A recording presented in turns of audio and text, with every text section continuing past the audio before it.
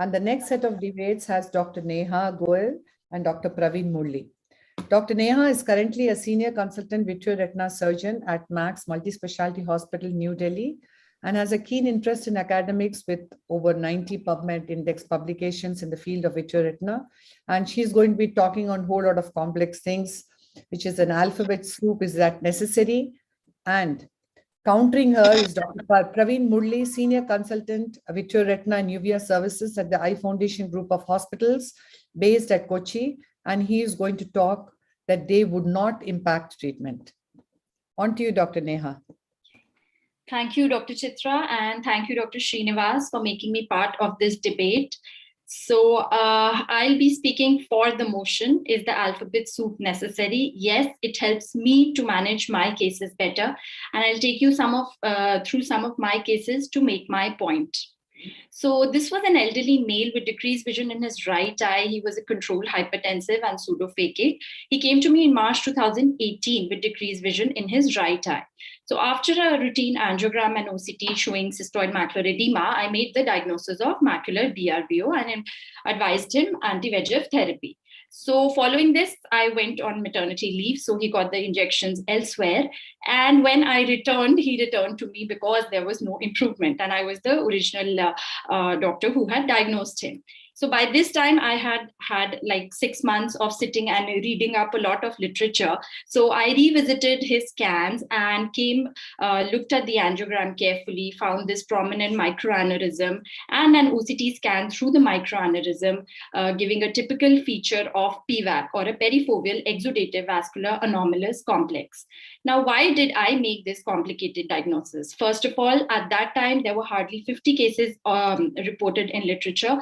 And these 50 cases gave me an insight into the various treatment options which had been tried. These cases are known to be unresponsive to anti-VEGF therapy with even up to 13 injections. They have been known to not spontaneously resolve. And this helped me to chart out the treatment options for my patient.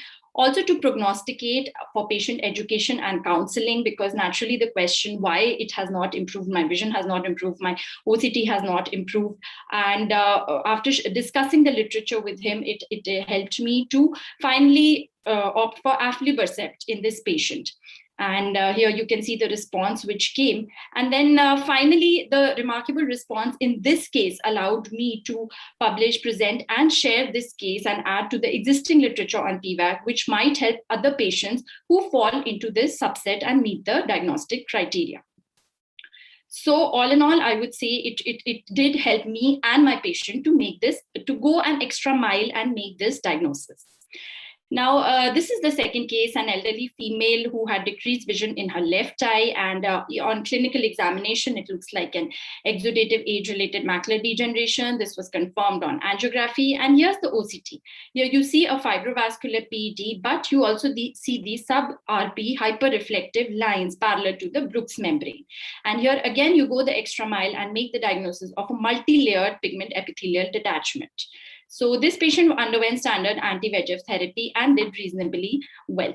So multi-layered PEDs for the uninformed are basically hyperreflective bands between the RP and the Brooks membrane seen in a type 1 CNV and usually seen in patients who have already received anti-VEGF therapy as opposed to this patient.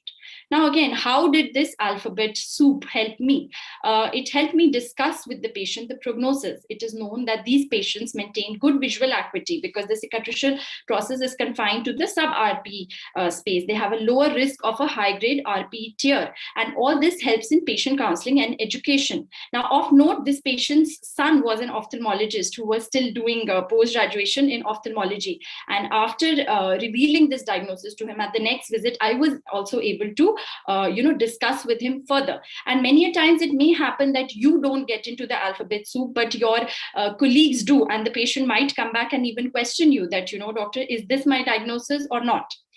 So coming to the third entity, which is SSPIM, suspended scattering particles in motion, which is basically an OCT angiographic feature, which is seen in eyes with exudative maculopathies, commonly diabetics, RVOs. And here you see this this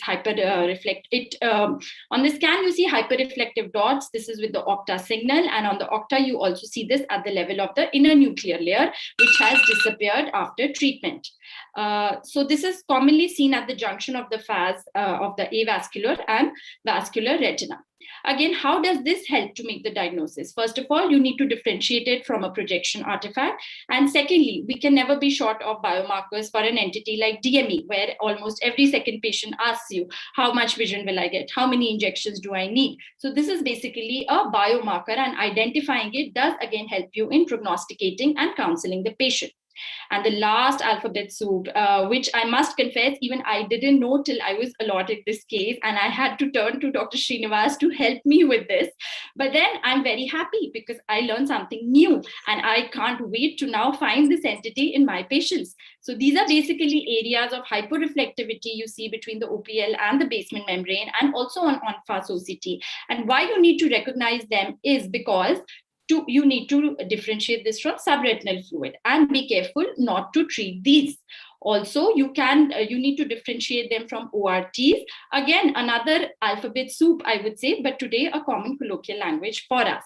And maybe following these subset of patients with time would give us more insights into the natural history of atrophic AMD. So to conclude, yes, the alphabet soup does need you to sharpen your mind. It does need you to sharpen your memory, but it's important to recognize these patients because the treatment options and prognosis may vary. This helps you in patient counseling and education. Every second patient goes back and reads on the internet, and it's good to give them a diagnosis which they can also read about. Thirdly, it gives you a greater opportunity to present, publish, and share these cases, which adds to existing literature and may even give future directions into research. So I would conclude by saying that yesterday's alphabet soup is today's accepted terminology. I remember a few years back, we were saying why label patients as Azure or as Muse or even as IPCV when all you have to do is inject. But then today, these are accepted terms which we all use in our practice. Thank you. Yes, wonderful debate. So let's hear from you, Praveen. Thank you so much, Dr. Neha. That was